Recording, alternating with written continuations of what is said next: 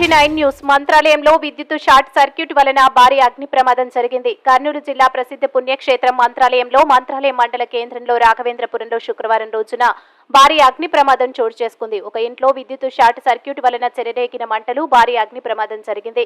కాలి బూడిదైన electronic వస్తువులు, furniture, fridge 6 లక్షల నుంచి 7 లక్షల వరకు ఆర్థిక నష్టం జరిగిందని అన్నారు.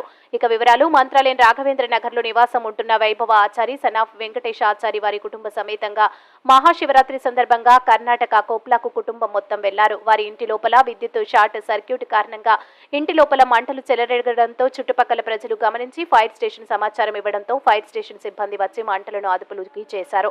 మంత్రాలయం ఎస్ఐ గోపీనాథ్ సిబ్బందితో వెళ్లి అక్కడ వివరాలు తెలుసుకుని కేసు నమోదు చేసి దర్యాప్తు చేస్తున్నట్లు తెలిపారు. MG9 న్యూస్ తో మంత్రాలయం ఇన్ఛార్జ్ తిమ్మారెడ్డి.